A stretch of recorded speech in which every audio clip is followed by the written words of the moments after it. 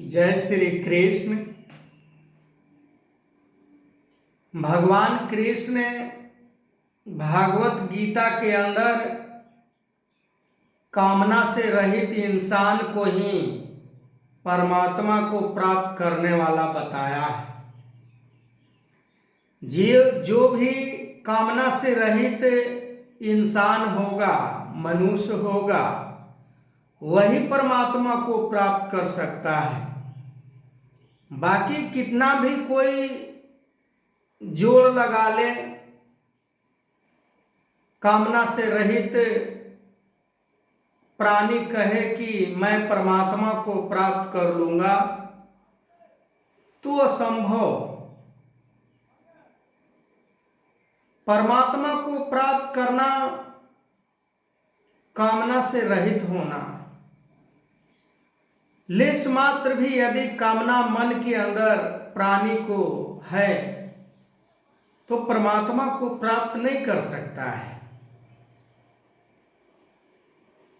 गुरु पीर पैगंबर संत महापुरुषों ने जुगों जुगों से यही एक पैगाम दिया, निस्वार्थ होकर ही परमात्मा को प्राप्त किया जा सकता है। समर्पण होकर ही परमात्मा को प्राप्त किया जा सकता है। निष्काम होकर ही परमात्मा को प्राप्त किया जा सकता है। पर हम किस भ्रम में जी रहे होते हैं कि कामना को मन के अंदर कोई गिनती नहीं, पर हम दावा करते हैं कि परमात्मा को प्राप्त कर लेंगे। परमात्मा कोई ऐसी वैसी चीज नहीं जो प्राप्त हो जाए। ऐसे तो परमात्मा को प्राप्त करने के लिए ही हर मानव जीवन का शरीर बना है।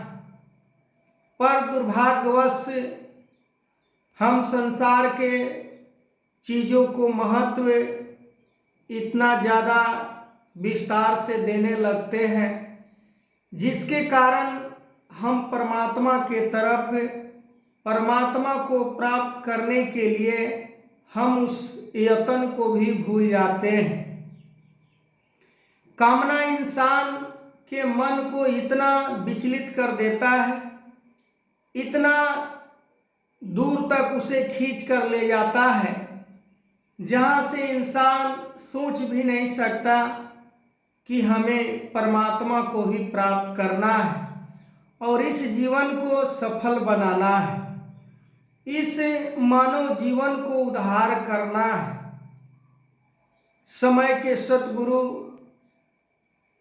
बाबा हरदेव सिंह जी महाराज एक बार अपने विचार में फरमा रहे थे कि फूल चुनने आए थे बाघों हयात में, दामन को खैरजात में उलझा के रह गया। वही हाल अर्जुन के मन के अंदर कामना जाने का नाम नहीं ले रहा है। कभी किसी रूप में कामना हावी होता है तो कभी किसी रूप में कामना हावी होता है। बाबा हरदेव सिंह जी महाराज के कहने का मतलब कि हम इस संसार में आए थे प्यार, नम्रता, भाईचारा, मिलवर्तन, सहनशीलता, करुणा, दया से युक्त होकर, एक दूसरे को सुकून देकर, एक दूसरे को जख्मों के ऊपर मरहम लगाकर जीवन जीने का जो मानव तन को धारण किए थे। पर हम यहाँ पर बैर, नफरत, ईर्षा, द्वेष, घृणा रूपी कांटा को ही हम बोते चले जाते हैं। वही सिलसिला अर्जुन के मन के अंदर चल रहा है कि दुर्योधन, कौरव सेना जो कि कांटा, दर्द, पीड़ा देने का काम करने के बावजूद भी अर्जुन के मन के अंदर वो भाव नहीं आ रहा है।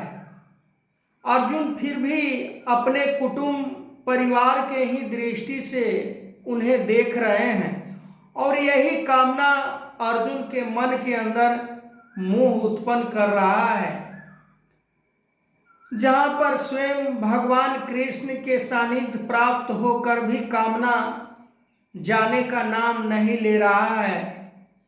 वहीं पर आज भी समय के सतगुरु बार बार समझाते हैं कि निस्वार्थ होकर ही भक्ति की जा सकती है, समर्पण होकर ही भक्ति की जा सकती है, एक दूसरे को पीड़ा हर के ही भक्ति की जा सकती है, एक दूसरे से प्यार करके ही भक्ति की जा सकती है। पर हम किस हिसाब से अपने जीवन को कनेक्ट करते हैं, किस हिसाब से किस तौर तरीकों से अपने जीवन को युक्त करके हम भक्ति का अलग एक डेफिनेशन बना लेते हैं कि बैर विरोध करके भी हम भक्ति प्राप्त कर लेंगे, किसी को पीड़ा देकर भी हम भक्ति को प्राप्त कर लेंगे, किसी को दर्द देकर भी हम भक्ति को प्राप्त कर लेंगे, किसी को दुदकार कर भी हम भक्ति को प्राप्त कर लेंगे। तो ये कदापि किसी युग में किसी भक्त ने कभी भी इस तरीके से कर्म को करके भक्ति को प्राप्त नहीं किया है।